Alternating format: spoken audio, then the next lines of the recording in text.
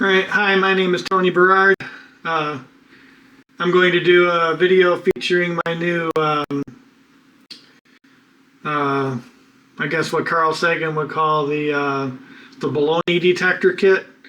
I call it the HFM, the Humean final boss, named after David Hume, who said a wise man apportions his belief to the level of evidence. All right. So we're going to go to the internet. I have my, you see my mouse? I guess so. All right. So I'm going to go to the internet, go to my site.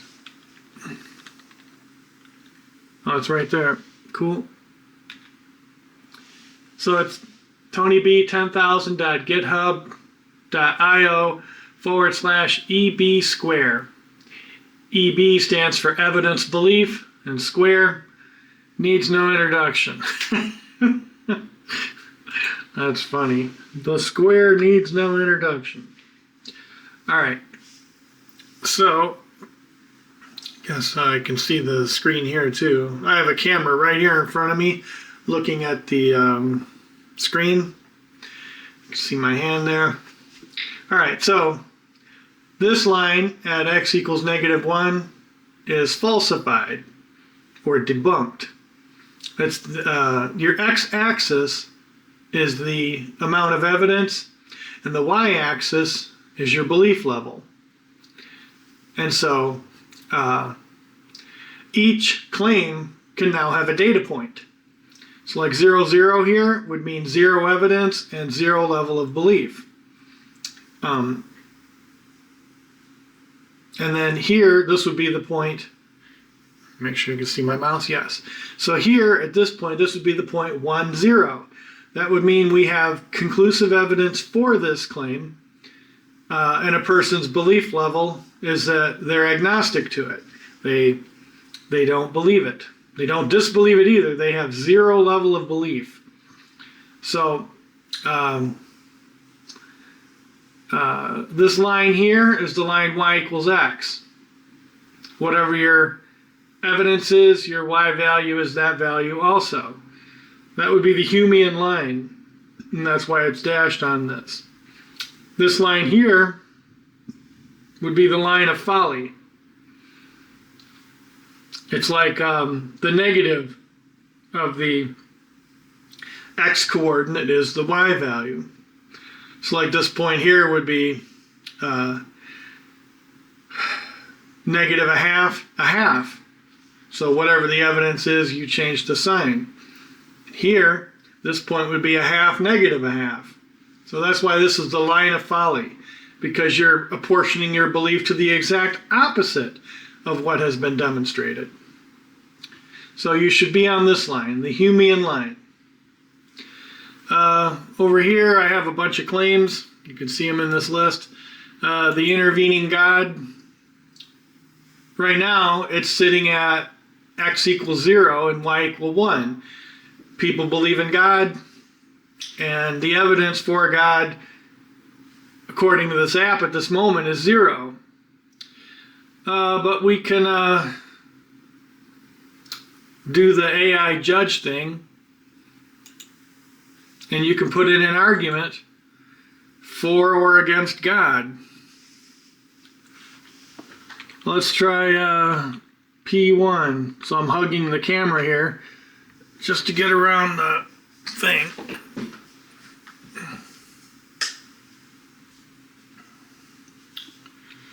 Well, I assume that this can still see me. Let me minimize this a little bit.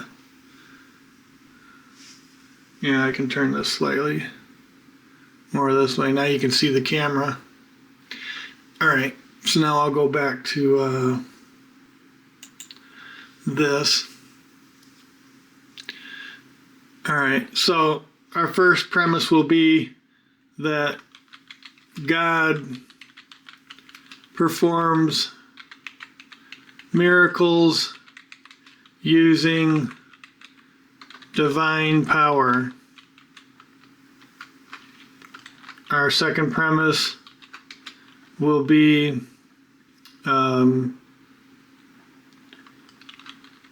God is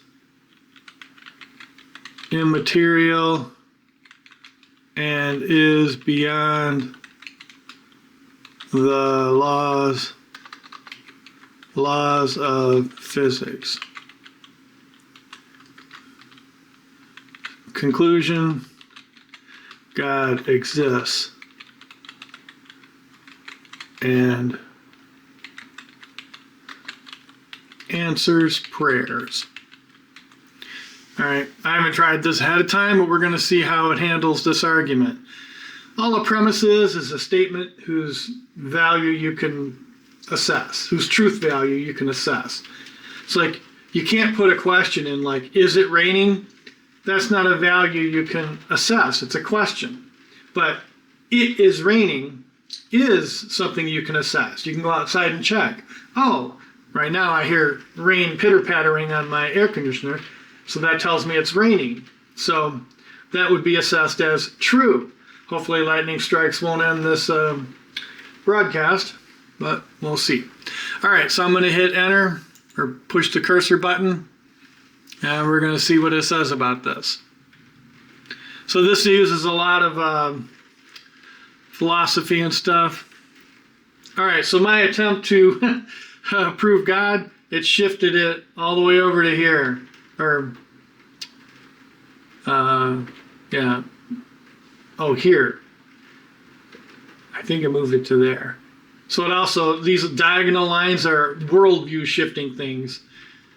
All right, so I don't know if you can see this, but we'll try it. All right, so here's my syllogism. God performs miracles using divine power. God is immaterial and is beyond the laws of physics. God exists and answers prayers. All right, the provided syllogism fails both logical and mathematical scrutiny under the exogenous model probability analysis framework. That was a paper I had Gemini write. I couldn't debunk God directly, but regular Gemini helped me frame the hypothesis. Exogenous means outside of the world, an outside entity, if you will. So that's exogenous. So the exogenous model, so the outside model probability analysis framework. First, the argument commits a blatant petitio principii, begging the question. P1 assumes the existence and agency of God to prove the conclusion of God's existence, rendering the logic circular. Second, P2 introduces an extreme ad hoc parameter by claiming God is beyond the laws of physics, which serves as an unfalsifiable shield against empirical testing. See, isn't this thing cool? I spent probably 3 or 4 days with Gemini coding this. We went through several iterations. So this is not AI slop. In fact, I'm going to do AI slop next, just to see what it says about AI slop. All right. This incurs a maximum Bayesian Occam factor penalty. An Occam factor is a multiplying entities, unnecessary entities, I should say. The most parsimonious solution is accepted, is what we say in epistemology. And so if you do have an explanation that multiplies unnecessary entities, this thing mathematically punishes you. The math is in there. I did a lot of research to even get the exogenous paper done. I didn't do it, but Gemini did it with the deep research feature, and it analyzed, tons of websites and stuff, and it put together this paper using all kinds of math stuff. So yeah, it's like basil or Prego spaghetti sauce. Is the basil in there? It's in there. All right. You have also invoked the missing ingredient fallacy by failing to provide a causal mechanism for how an immaterial entity interacts with a material closed system, bypassing the required entropic barriers for physical reconfiguration. Furthermore, the argument collapses under the dung pile fallacy, as stacking two unproven high entropy assertions does not increase the joint probability of a conclusion. This is awesome, isn't it? All right. Since the model relies entirely on ad hoc tuning and provides zero empirical data to suppress the deep well alpha threshold, which is 10 to the minus fifth, the evidence X score remains at its maximum floor. So the floor of a function is its bottom value. So the bottom value is X equals -1. That's the floor.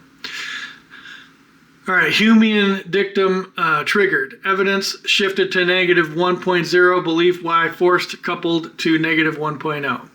So the wise man or wise program shifts its beliefs according to the available evidence.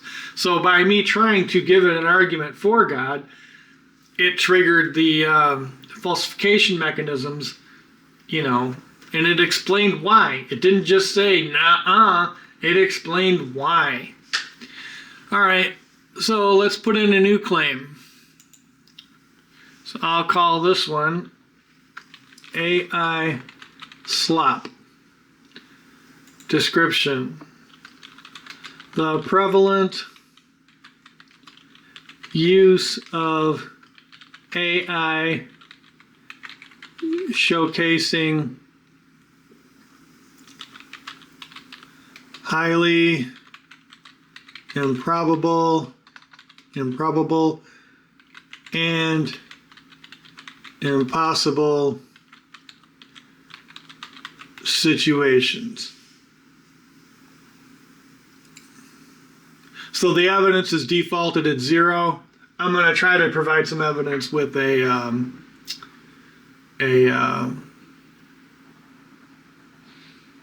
argument. Is it intervening?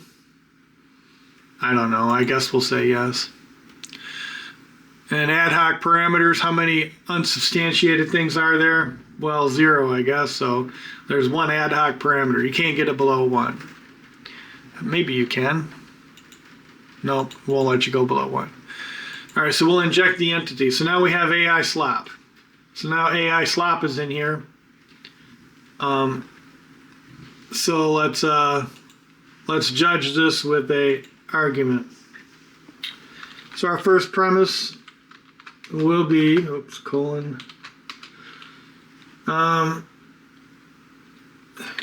AI depicts false things like people. I saw a kid disappear. He was on a bicycle. He crashed into a wall and then just disappeared. So disappearing after hitting a wall, or a bodybuilder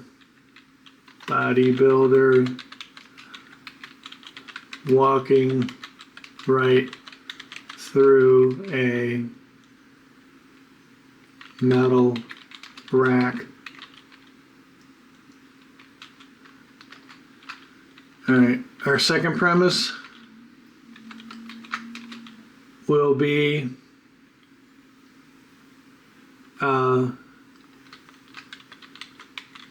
people are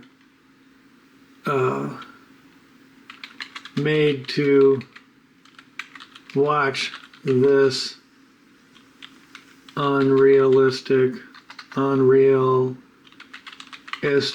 stuff without end due to AI mishandling. So I'm throwing the blame on the AI. Conclusion: AI is not a pathway to truth. There, I'm trying to be as dishonest as possible. Let's see how this does. All right, chew on that.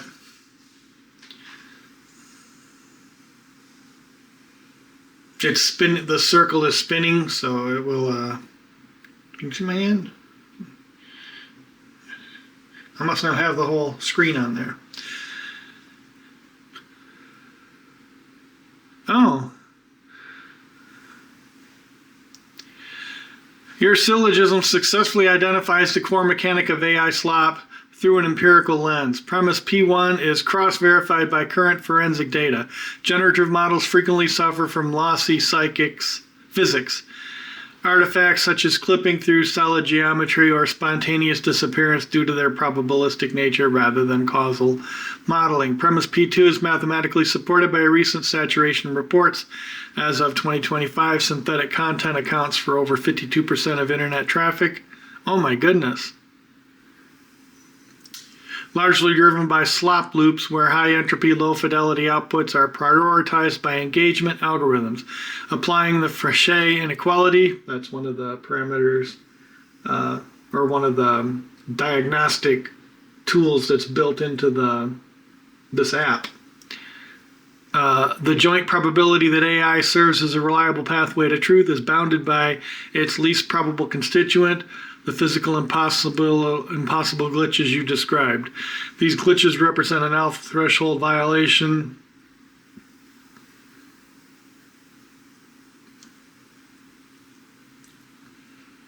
I guess less than 10 to the minus fifth probability of occurring in a verified physical system, effectively flatlining the epistemic reliability of unverified generative feeds. Your conclusion is logically valid within this domain.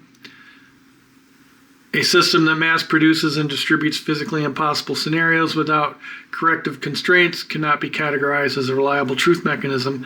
No dung pile or missing ingredient fallacies were detected in your formalization.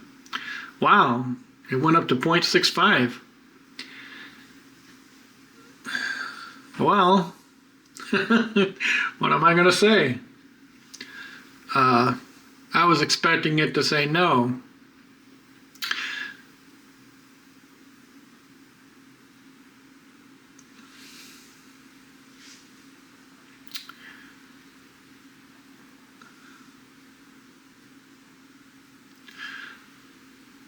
Well, I will also try to defend it, see what I can get.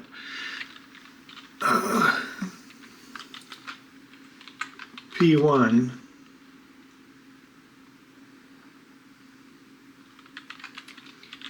If used properly, AI can... My speaker just turned off. If used properly, AI can be a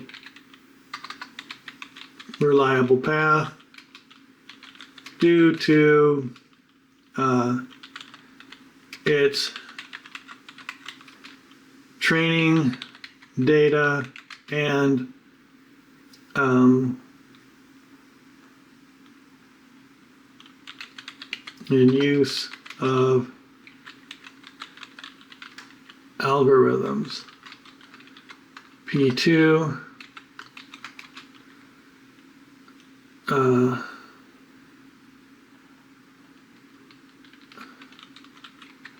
alpha fold and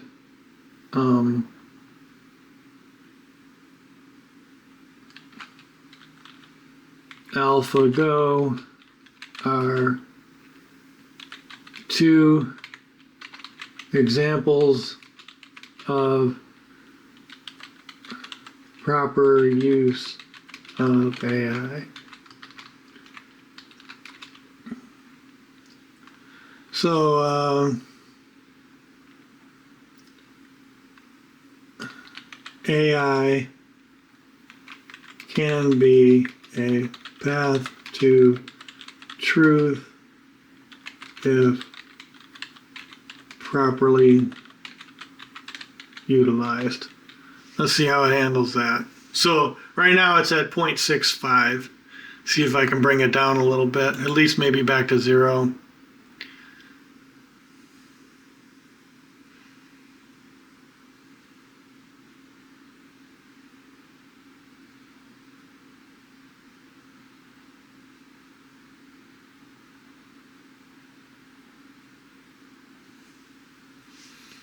Oh, it only brought it down a little bit, 0.61.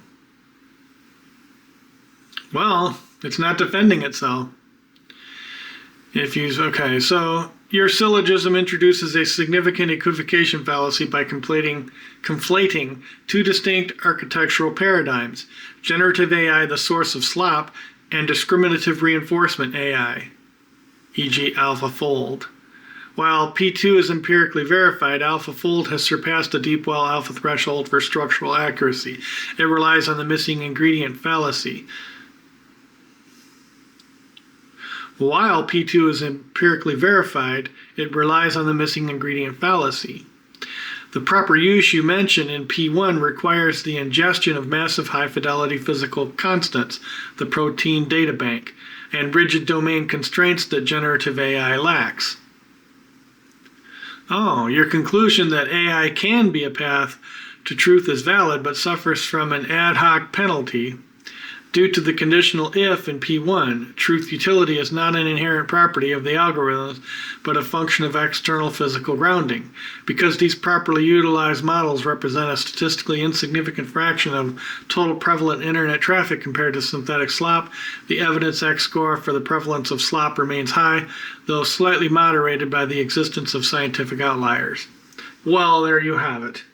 So it's saying that, yeah, there are people out there that can use AI in a robust way, but the prevalence of it out there is so great that a few good apples doesn't spoil a whole truckload of bad ones, I guess. Wow.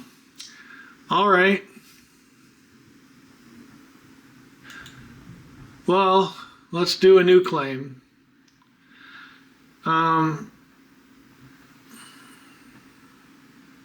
So we've just proven God, and it's shown that AI is not a reliable path to truth. I'm finding that it is. I mean, I wrote this very program with AI, and it's saying that it's not a reliable path to truth. That's crazy. All right, but it did falsify God. I mean, so it is working, I guess, as it's designed. As weird as it is. All right, well, let's see, what else do I want to do? I have this magazine. Let me see if I can get it without knocking everything over.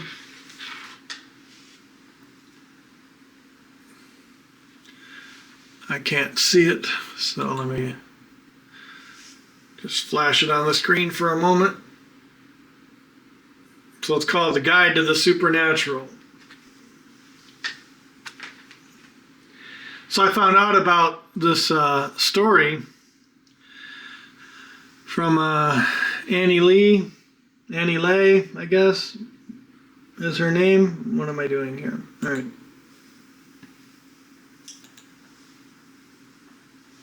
So we'll do psychic power. John Edward is featured in an article in there, and that he helped solve the Annie Lay case, L-E. She's an Asian lady. So let's see. Psychics use paranormal abilities to solve murders and find hidden weapons when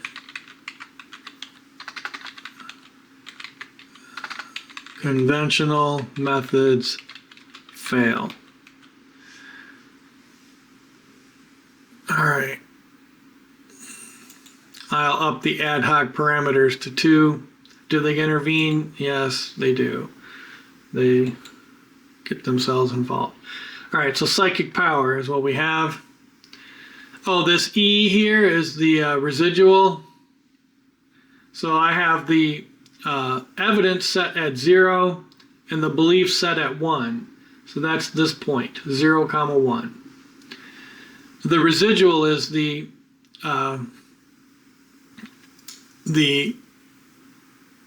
absolute value of the y minus the x coordinate.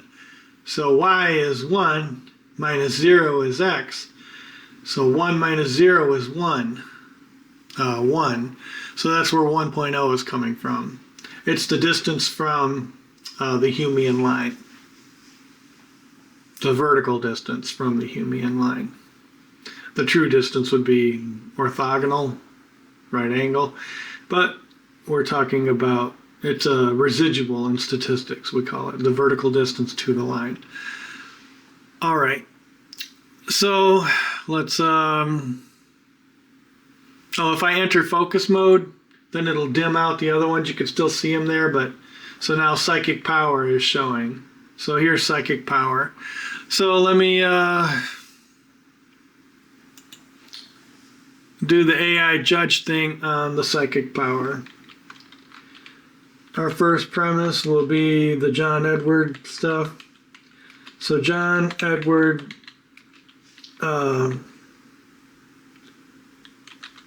told, I'll put reluctant, police the body was behind the wall. P2, cadaver dogs,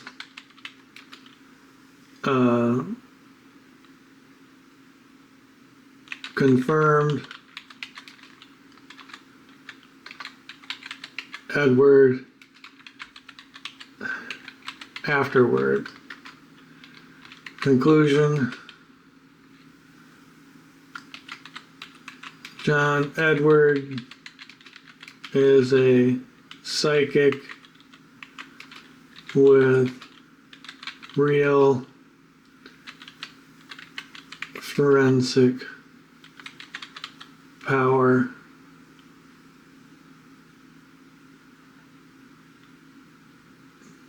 I guess that's good enough. All right, so those are all statements, and we'll let the AI, the epistemic AI oracle, see what it does, or the Humean final boss.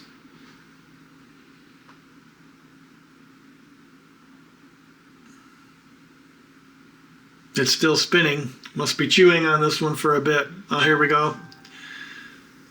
What'd we get? Oh, -1. So it said no. All right. The syllogism fails to reach the deep well alpha threshold, 10 to the -5th, due to the missing ingredient fallacy and the dung pile fallacy. Specifically, the user's premise relies on a curated narrative from the 2025 memoir Chasing Evil by John Edward and Robert Hilland. Probably because John Edward himself can't write. This is usually called a ghostwriter, but Robert Hilland probably wanted a little more money. I'm just hypothesizing. Which retroactively frames systemic forensic searches as supernatural insights. Retroactively. That means this was written later. 2025 memoir. So he just wrote this book last year. And does it say where she... I don't know when the Annie Lee murder happened, but it was a while ago, 15 years ago, I think. All right. In the referenced case of Annie Lee, the search was already concentrated within a restricted laboratory building where behind the wall utility chases represents one of the few viable hiding configurations. Evidence X is flatlined to -1 because the user omits mechanistic variables, specifically that police search protocols and cadaver dogs were already operating in the environment, and the prediction was only validated after an initial failure. We searched and she was not there. Snippet 2.2.7 of what?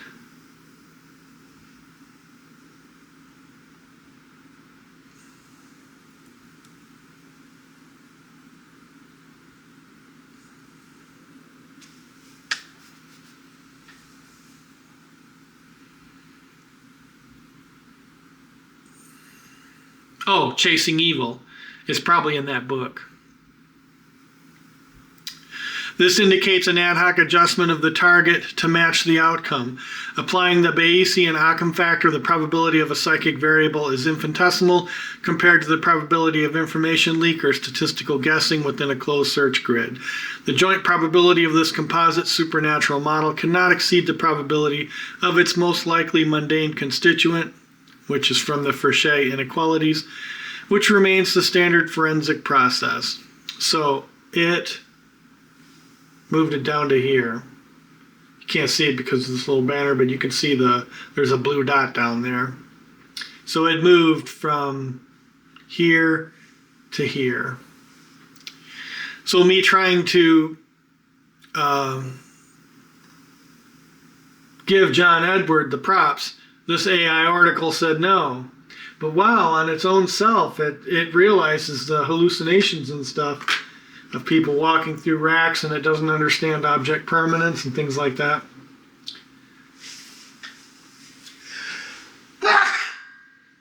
Excuse me. So,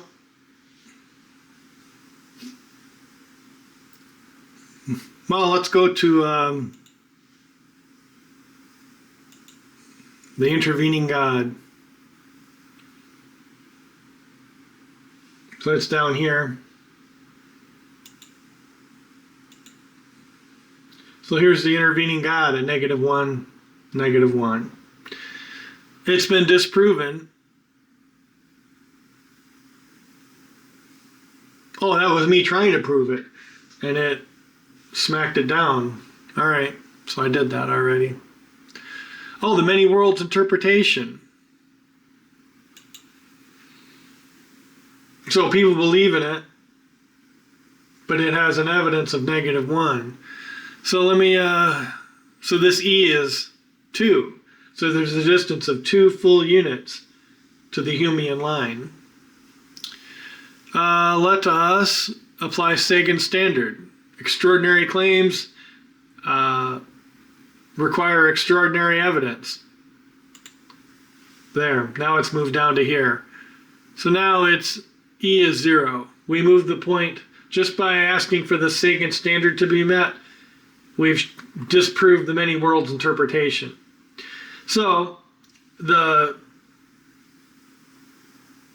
idea that when you have a thought, the universe splits into 2 universes where one you did something and the other you did something different.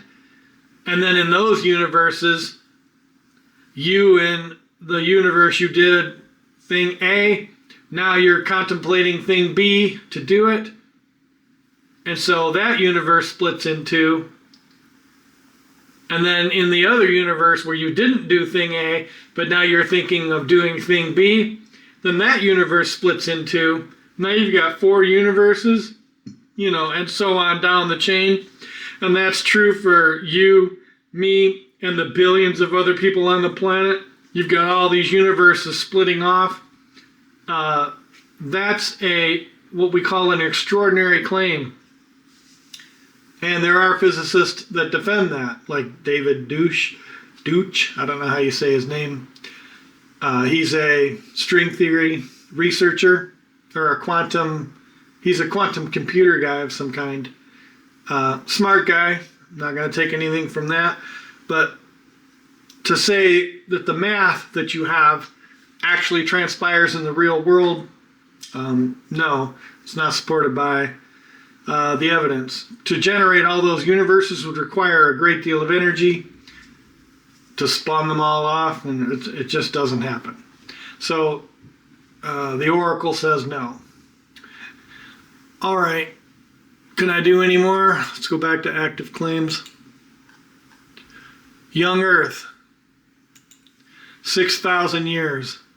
Let me just click one of the filters. We have a whole bunch of filters not used yet. Let's apply Sagan's standard.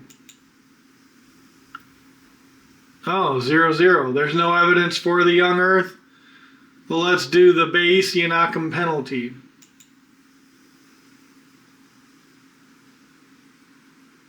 Oh, I can't get it down to I should have done secant standard last. All right. Well, we have the evidence at -1 now. Yeah, so it moved down. It needs to go down to here to match the... so it said there's 4 parameters.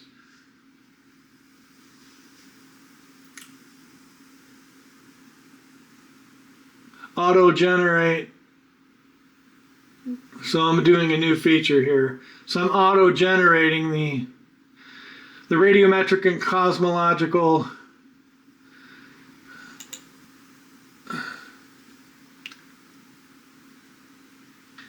so it's doing it.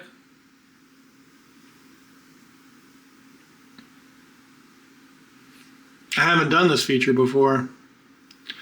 All right, so we falsified the Young Earth. Let's read what it said here. Base factor analysis, B10. I don't know what that B10 is. Complete model 0, which is the base case. Invariant physical chronology. Mechanism, invariant weak strong nuclear forces and universal expansion. Ad hoc parameters K. 1. Universal invariance. Marginal likelihood. The probability of D given MO. D, what is D? D.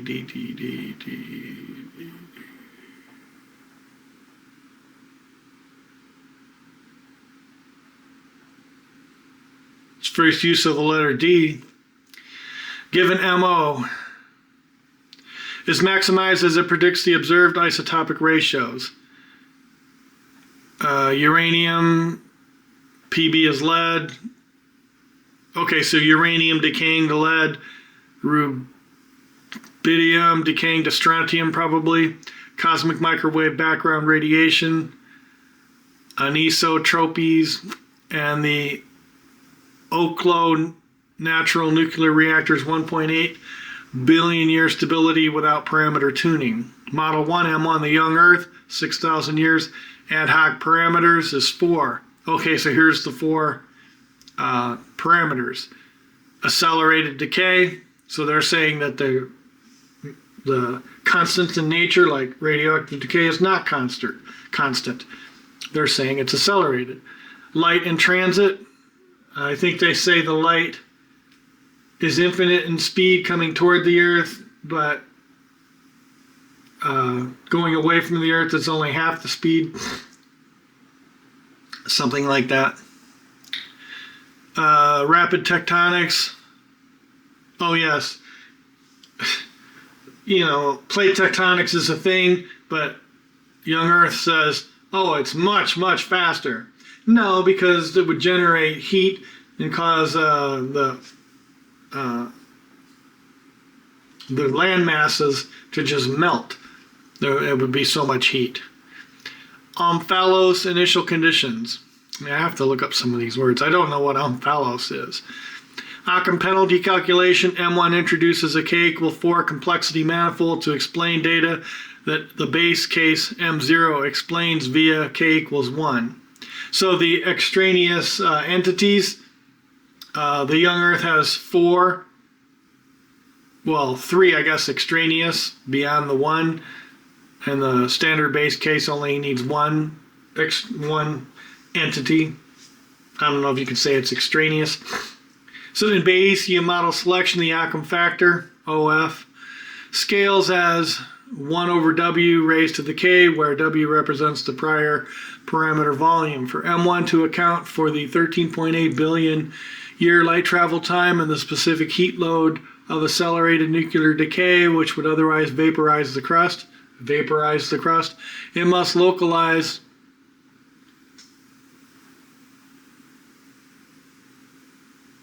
lost my place. It must localize its parameters to a delta function thin region of the prior space. Marginal likelihood collapse, the base factor B10, probability of D, whatever D is, given M1, divided by the probability of D, given the base case, is evaluated at 10 to the minus 100th. Holy crap. That's less than that. M1 is not merely less likely, it is an overfitted epicycle-heavy construct.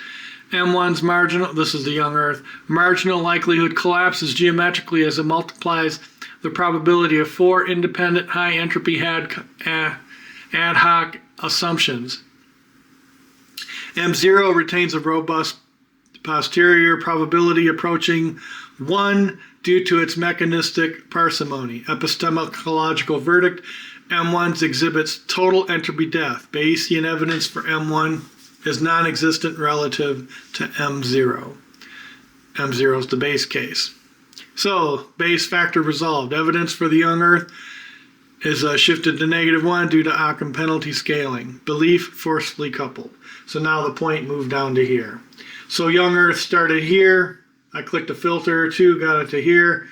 I think I clicked another filter to get it to here and couldn't get it. All the filters were used. So then I used the alternative model. I let the generator select a scientific model, and it brought the Young Earth down to here. So God is falsified, the Young Earth is falsified. So anyway, this is a good app. Give it a try. It's here at tonyb10000.github.io/EB square. I don't know if you can see that. I guess I'll pick this up and carry it over there. And now you can see it.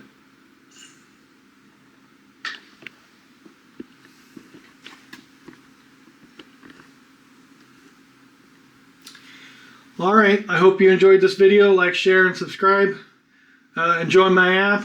I put a $25 a month limit on it, which should account for thousands and thousands and thousands of uses. So if if the use gets so high, I lost the last 19 seconds of audio. Please like, share, comment, and subscribe.